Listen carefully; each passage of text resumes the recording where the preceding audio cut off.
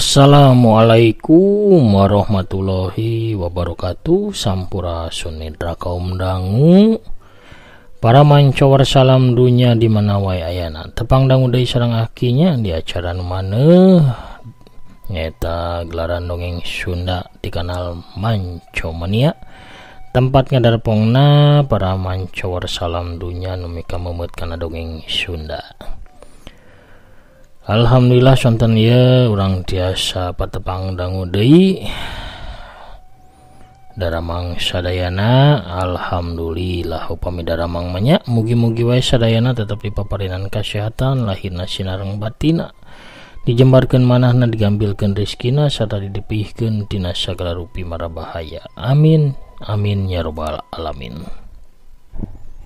Urang ngeureuh deui pamirsa naraskeun hanca nu katundanya dina jejer lalakon Gorombolan Leuweung Iblis. Ya dongeng teh terasan tina dongeng Jawara Gunung Salaknya teras dedemit pasir iblis diteraskeun kenal gojo Gunung Sodong nembe kana Gerombolan Leuweung Hideung. Pamirsa sadayana anu tacan subscribe anu nembean manco mangga ulah asa-asa kantun di subscribe wae nya, ditoel palebah tombol loncengna supados aya notifikasi upami aki neraskeun hanca dongeng. Hatur nuhun ka sadayana nu parantos subscribe, like, komen, oge nge-share dongeng-dongeng akinya. Urang sasarengan ngareuah-reuah seni dongeng Sunda supados tetep aya, tetep rame, tetep nanjeur, tetep waluya di negeri nyalira. Waluya dongeng Sunda, waluya ki Sunda. Urang ngamparkeun deui sama kabujutanana. Parsamakna sorci teh panasna mangga kaparayun sadayana prung.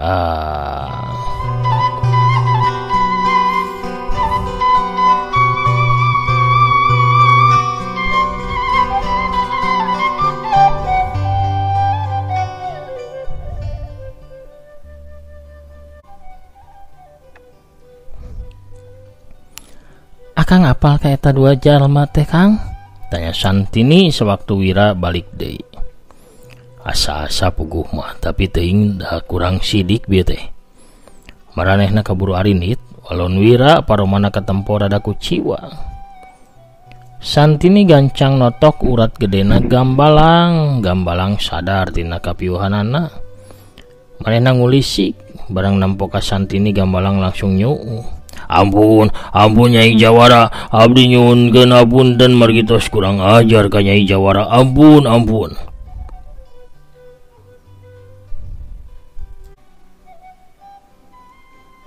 Anjeun dihampura Gambalang, tapi aya dua syaratna. Anu kahiji anjeun teh kudu ngeureunnan kana laku lampah jeung kalakuan anjeun anu sok meresan para pedagang.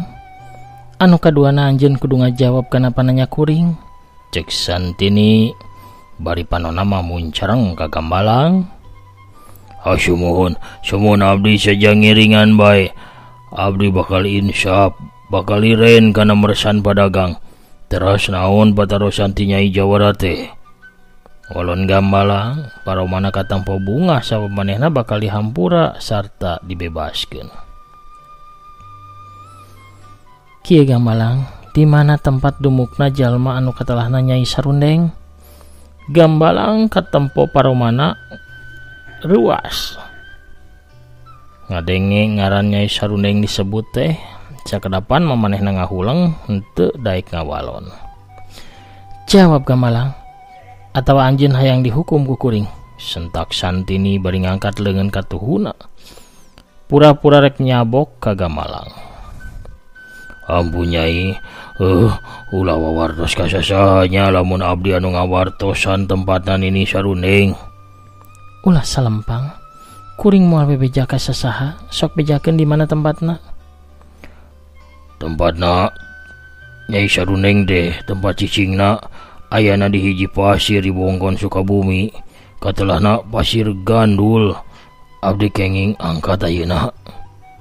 Anjeun bebas indit Gambalang, tapi inget, lamun tepi anjeun ngabohong atau mere keterangan anu palsu, ulah samatkan niaya. Kuring bakal datang pikeun ngahukum anjeun. Henteu nyai henteu, abdi henteu ngabohong nyai jawara sumpah.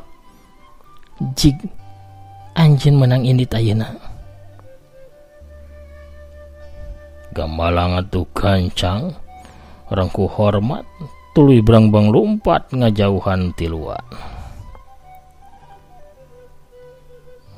Kumaha atuh ayeuna? Tanya Wijasena.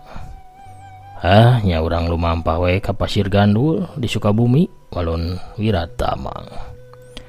Tiluanana atuh Gancang lumampah deui muru ka arah kidul nuju ka wewengkon Sukabumi. Sanggeusna ngaliwatan sababaraha leuweung jeung lembur sarta nanyakeun ka urang lembur di mana ayana Pasir Gandul. Akhirna mah sanggeus sapoe sapeuting lumampah Wira Santini jeung Wijasena teh tepi ka Pasir Gandul. Pasir Gandul teh pasir anu loba tangkal gedang, di sakurilingna oge tepi ka puncrutna. Di ngaranan Pasir Gandul meureun pedah loba gedang anu gundal gandul dina tangkalna. Kakarake Wira Santini jeung Wijasena rek nuju ka puncrutna.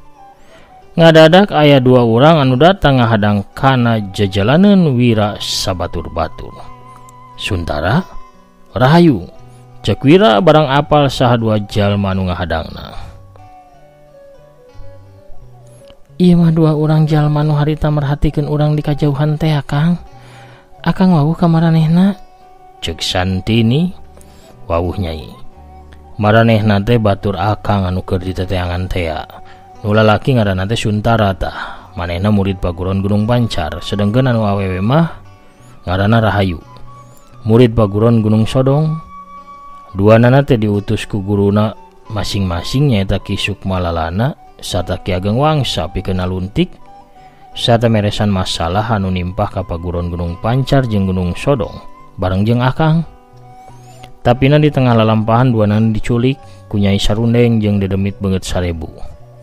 Tapi kunaon sikapna kawas anu ngamusuh ka urangnya walon Wiratama. Nya kawas anu ngahajam megatan urang Kang. Nya daguan didiekeun Akang anu bakal nyang hareupanana. Wira ngalengkah nyamperkeun ka Suntara jeung Rahayu anu masih ngajega dina jajalaneun. Suntara, Rahayu, ieu kuring Wira. Nah anjeun masih inget ka kuring? Tanya Wira. Paroman Suntara jeung Rahayu katempo tiis teteupana oge kosong. Kawas jalma anu leungit ingetanana. Suntara jeung Rahayu teu ngawalon kana pananya Wira, duanana kalaka langsung narajang ka Wiratama. Kunaon aranjeun teh? Sadar Suntara, Rahayu, ieu kuring Wira, cek Wiratama bari ngagajreng mundur. Suntara jeung Rahayu teu ngajawab tapi terus narajang ka Wiratama. Pereup Suntara ngatius tarik ngarah kana sirah Wira sedangkan suku katuhna Rahayu ngaheumbat ngarah kana cangkengna Wira. Wira gentak ngajaul ka luhur pikeun nyingkahan dua serangan sakaligus.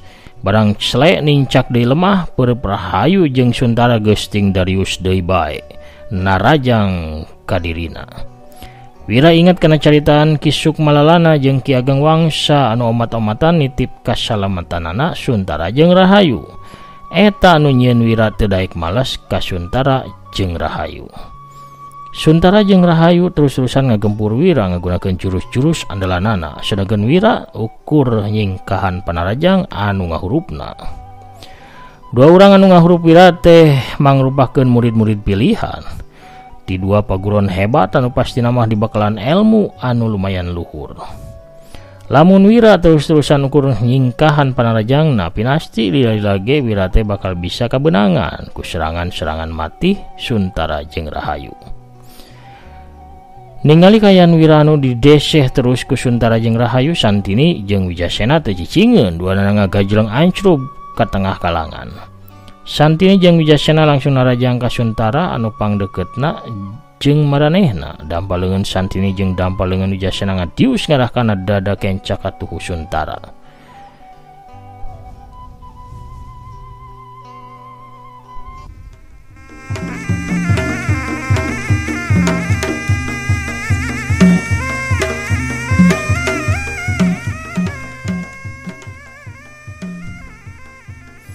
Tapi Suntara lain nyingkahan panajang dua orang lawana kalakah mapag kudua dampal leungeuna.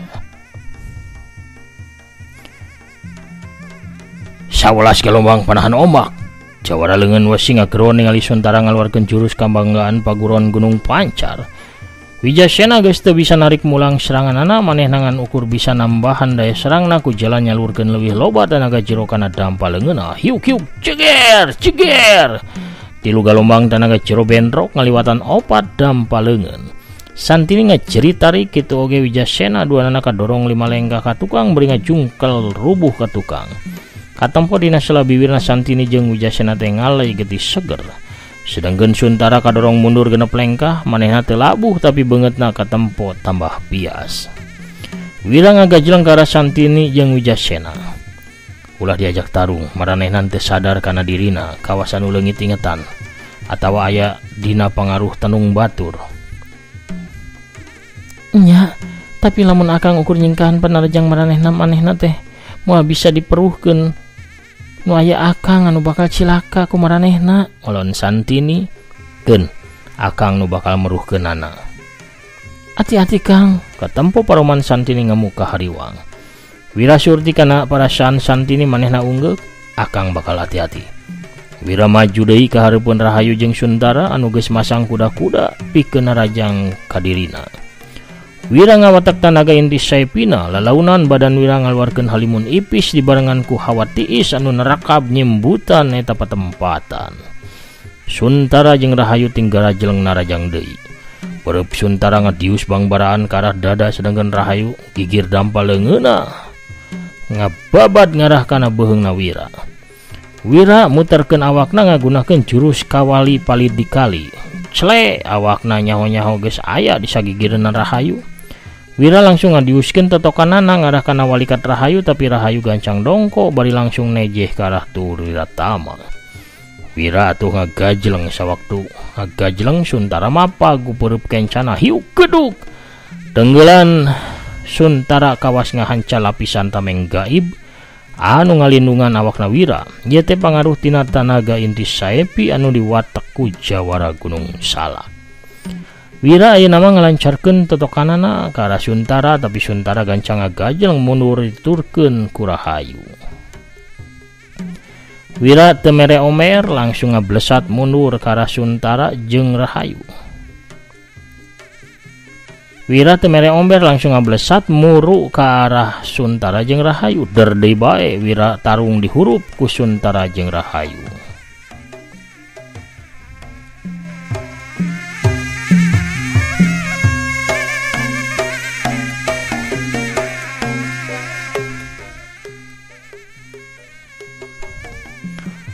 Geningan teu gampang pikeun Wira bisa ngelumpuhkeun Suntara jeung Rahayu sabab duanana ge kawas anu apal. Lamun Wira rek ngalumpuhkeun maranehna ku jalan ditotok. Sabalikna Suntara jeung Rahayu ge teu bisa pikeun ngarubuhkeun Wiratama sabab seranganana taya hiji ge anu bisa nembus tanaga inti saepi anu ngalindungan awakna Wiratama.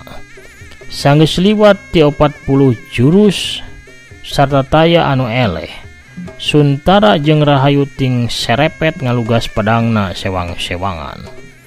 Saterusna ngahurup deui Wiratama ngagunakeun jurus-jurus pedangna. Wira ngarasa rada ripuh ngalayanan ku lemor mah komo bari manehna teu bisa samemena pikeun narajang ukur bisa ngalancarkeun totokan sabab niatna ukur rek ngalumpuhkeun. Tapi ku sabab terus-terusan didesak akhirna mah Wira mutuskeun manehna bakal ngayonan Suntara jeung Rahayu bener-bener. Sewuk pedang Suntara ngababat rek megatkeun beuheung, sedangkeun Rahayu ngagajleng bari ngaheumbatkeun pedangna rek nyempalkeun tak-takna Wiratama. Wira gancang ngawangun jurus seuneu hawu katebak angin.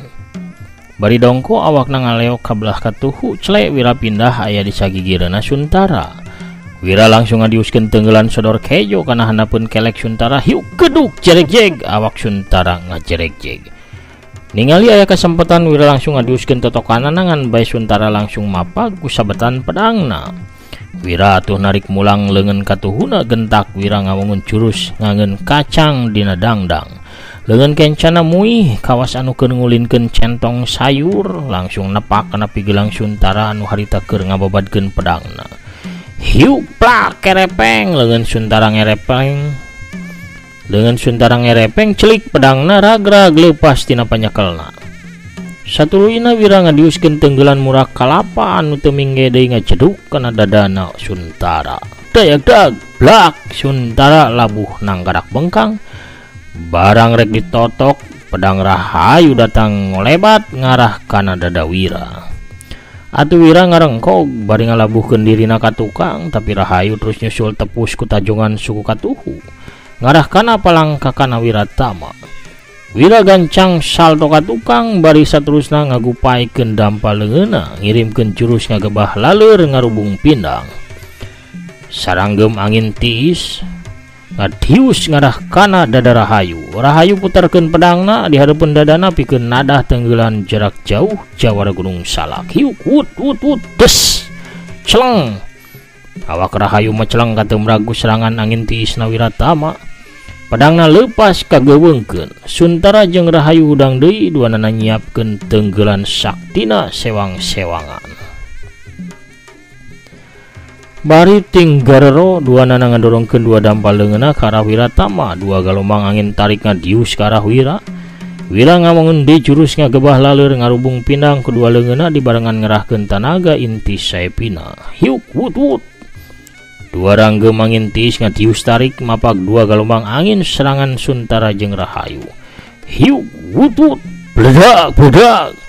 Tilu kakuatan tenaga jero bentrok di tengah jalan. Suntara jeung Rahayu awakna mecong deui ka tukang bari tina biwirna ngalei getih kentel. Sedangkeun Wirama ukur kadorong tilu lengkah, dadana memang karasa eungeup tapi teu sapirana. Keur kitu aya dua bayangan ngolebat ka arah Suntara jeung Rahayu. Trok kudupruk. Awakna Suntara jeung Rahayu anu rek nguniang hudang teh langsung ngudupruk leuleus teu walakaya. Sabab awakna aya nu notok. Si Horeng Mas Santini jeung Wijasena anu ngolebat notok Suntara jeung Rahayu. Sabab maranehna ningali aya kasempatan hade pikeun ngalumpuhkeun Suntara jeung Rahayu.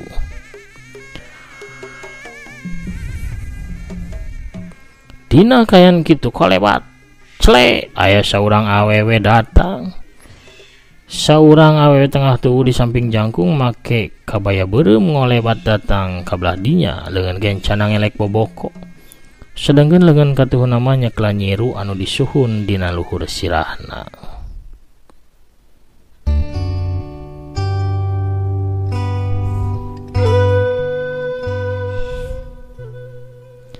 Heula anu geulis anu kasepnya. Geus hasil geuning eta ting kudupruk. Yeuh, bari reureuh bari ngeusi tanaga yeuh ku awug dah. Ibi nyanak awug haneut kenehnya amis raos kareueut. Pokona mah awug ibi teh matak dedeyeun. Dede. Ta ieu aya kukurawu dina boboko. Haneut keneh sami ieu teh. Urap jagong yeuh anu di kalapaan teh ning. Adeh pokona mah pedo. Nyaraos nya nikmat nya gurih. Sok supados nambih tanaga. Pohara pamiarsanya. Kabujang narojol bisarwiti atuh urang cekapkeun heula dongengna dugi ka dieu lalampahan Wiratama dina lakon gerombolan Leuweung Hideung bagian anu ka-10. Cag urang teundeun dihandeuleum sieum gesan sampeureun urang tunda dihanjuang siang gesan alaeun. Urang sampeur deui di bagian anu salajengna. Hatur nuhun ka sadayana parantos satia manco satia ngadangukeun oge ngarojongnya kana dongeng-dongeng Aki. Aki oge madar dongeng di palihan tepas Sunda sareng Ki Dagaro Pesia. Ayeuna mah Akina bade maosan heula pairan utos lebat aya saha we aya Teteh Hanita Parel nu calik satia nyarengan Aki tiga pungkurnya. Hatur nuhun Teteh. Kang Prabu Arjuna oge mantap ki ti palihan Banjarnya sami 3 pungkur. Kang Agus Somandri Pogot Meneko sami 3 pungkur. Kang Agus Wardiningrat Batu Jajar ngadepong hatur nuhun. Teh Linda Imut ya Mancumania Sejati ti Bandung. Teh Intan Ramadhani nancot raskeun hanca ti Garut. Teteh Tami Malihah ya kasepuan anu Pogot ti Ciamis. Teh Yulina Belia palihan manco mania Tasikmalaya sami sareng Kang Setiabudi anu manco bari ngopdud saunaki. Aya Kang Asep Saipullah anu ti Cibuntu teh. Waalaikumsalam. Manco Tras Perung Kang Ade Soekarno ge hadir sepuhan di palihan Cicadas Bandungnya. Aya Mang Olih nya di Tasikmalaya Sukaraja teh manco. Aki nasihat lus hatur nuhun di Sukaraja teh aki teh gaduh saderek asana mah dedepnya sepatana teh masih kapiraka atau bepan lip telepat mah gitunya. Ang Uri Samsuri Cianjur Cipanas hadir. Teh Esther Adelit Satya ngadangukeun. Kang Nanang di Tasik oge hadir manco Tras. Kang Beni Hendarman nya di Cimahi Cibeber hadir Tras hatur nuhun. Kang Rasim Haji moga hatur nuhun jempolna. Kang Didin Saripudin di Palembang hadir Prung manco deui hatur nuhun. Manah oge hatur nuhun manah. Waalaikumsalam sauna hadir manco raskeun hancanu piski dongengna katampi mugi akina sehat sareng barokah amin. Assalamualaikum kita Tasik hadir manco Tras saur Kang Rudiat channelnya hatur nuhun. Kang Jaya Sumpana di Jakarta Timur manco Tras. Waalaikumsalam Rampes. Mugi aki sekolah di sareng manco mania aya dina kawilujengan sehat walafiat disieun rezekinan halal sareng barokah ditebihkeun dina sagala mara bahaya. Walia dongeng Sunda walia ki Sunda amin. Waluya hatur nuhun. Kang Ade Holil datang cenah Bisarwiti Jawara nyuhun nyiru jeung elek boboko. Aya Mamah Andri Maulana Karawang alhamdulillah dukar hadir manco deui ki sumuhun. Teh Rina ti Oman wilujeng siang aki. Kacaleto teh Oman manco ya aki. Muhun. Aduh Oman. Aya Kang Mang Oman tukang minyak. Kang Dopik Abadi Kircon manco. Kang Asep Suherman Bekasi hadir manco. Waalaikumsalam. Alhamdulillah atas meradai gerombolan leuweung hideungna. Hatur nuhun ki sami-sami mugi akina ayeuna kawilujengan sinang kamuliaan amin. Kang Hanif hatur nuhun dongengna rame pisan ki sami-sami. Aya Ang Jamal teh hadir Cianjur waluya dongeng Sunda waluya. Pamirsa sadayana sakitu ulah nu tiasa kapihatur akina amit mungkur heulanya. Assalamualaikum warahmatullahi wabarakatuh. Permios cagah hanca.